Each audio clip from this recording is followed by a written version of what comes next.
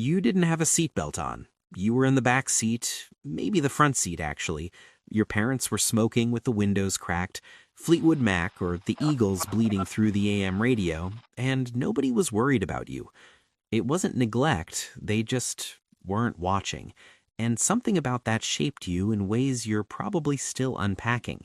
People who spent their formative years in the 1970s bear a fingerprint that runs through the generation that's not so obvious. It goes deeper than just nostalgia, as that's thrown around so often, or even the phrase, things were simpler back then. I mean, yes, it may be true, however, we're going to discover what that actually looks like. Let's start with something that's a bit hard to talk about, shall we? The 1970s was the first decade where the American family began visibly fracturing in real time. Divorce rates skyrocketed, doubling between the 60s and 80s, and eventually peaking in the mid to late 70s. This was more than a statistic for millions of kids. For them, it was a Thursday, their reality. Researchers who studied what's sometimes called the divorce generation have found that children who went through family breakups during this period developed a very specific worldview. Love is conditional, stability is temporary, and adults are doing the best they can even when the best isn't good enough. That last part matters, because kids raised in the 70s didn't just learn that things fall apart, they became accustomed to it, to keep going when the going gets hard, to not make it weird at school on Monday. And there's something almost tragic about how functional that made you. Picture this. It's 1977. You're 11 years old. Your mom is late picking you up from a friend's house. She forgot. She's working 2 jobs now that your dad walked out 8 months ago. She doesn't say sorry since you don't expect her to. You both get in the car and look straight ahead, and the silence isn't angry, it's just the shape of things now. You've become an expert at reading the room since you were a small child. Psychologists that looked into emotional development in children of divorce, including Mavis Hetherington, whose 20-year study of more than 450 families is still one of the most encompassing of its kind, discovered a pattern they termed parentification. It's basically when kids start taking on emotional responsibilities that usually belongs to adults, since the ones around them were overwhelmed or just spread way too thin. From the outside, it looks like that kid is really mature for their age, but inside, they tend to feel rather lonely. You became capable very quickly, maybe too quickly. You learned to ask for less and learned things like your needs made other people tired. This is maybe the part where a lot of people watching this start to feel something uncomfortable. Because if that's you, you've probably spent the majority of your adult life believing that your self-sufficiency is just your personality. However, it could just as easily be a coping strategy that's transformed into its own character trait, and that is a significant difference. But here's the thing about 70s kids that gets completely overlooked when people talk about your generation. You were also extraordinarily free. Not free in a romanticized way, not the kind of freedom that gets turned into a movie montage. Real, unsupervised, figure-it-out-yourself freedom. You left the house after breakfast and came back when the streetlights came on, and nobody tracked you. Nobody could. There were no cell phones, there was no location sharing. Your parents had a rough idea of the direction you went, and that was considered enough. Developmental psychologists have explored a lot about unstructured, kid-led play, and Peter Gray has written extensively on this important topic. Although play doesn't seem like a serious activity, it teaches kids crucial life lessons.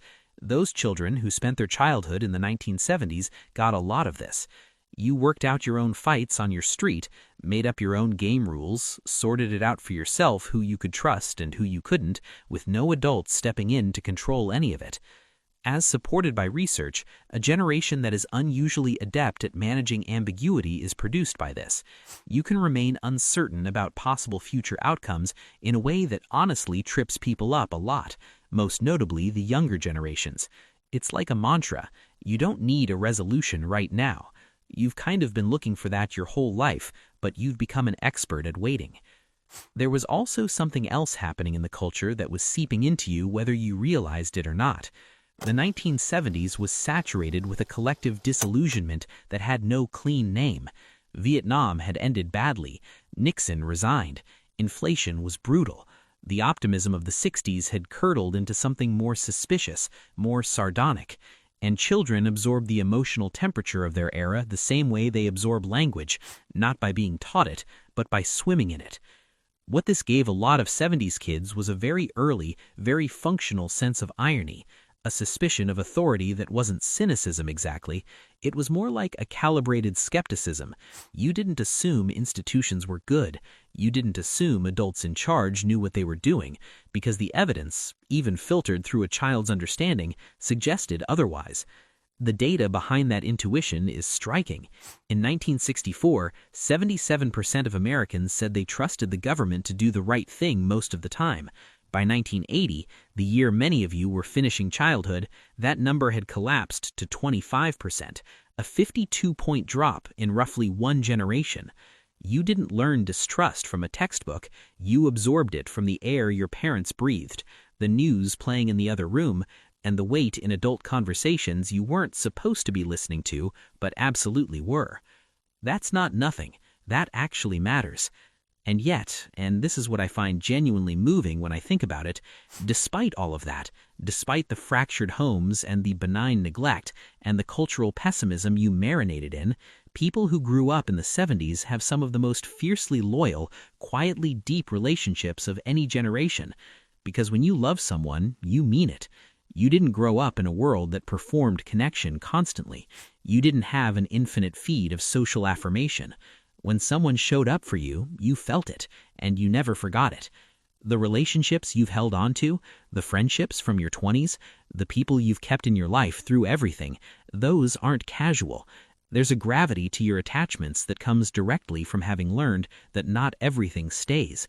So when something does, you hold it carefully. Psychologist Dan McAdams has done a lot of work on something he calls narrative identity, which is the idea that we make sense of ourselves through the stories we tell about our lives. For those who grew up in conditions of instability or emotional complexity, this narrative work often tends to be richer, more layered, and more honestly held. You're not shocked to see contradiction in people. Since childhood, you've been living in a contradiction. This represents a certain kind of wisdom rather than a wound. The kids of the 70s who learned to cycle home alone, who sat in the back of a smoky car, who grew up in a world that was openly falling apart, and who still managed to find something precious and worthwhile to hold on to. That person developed something that no curriculum teaches and that no structured childhood reliably produces: a tolerance for reality exactly as it is. If you recognize yourself in any of this, if this felt less like a video and more like someone finally saying aloud what you've quietly thought for decades, then you probably already know what I mean. While I have you here, it would genuinely mean a lot if you subscribed. There's also a join button on the channel if you'd ever like to directly support more of these deep dives. And check out some of my other Psychology Simplified videos on the screen. I think you'll enjoy them.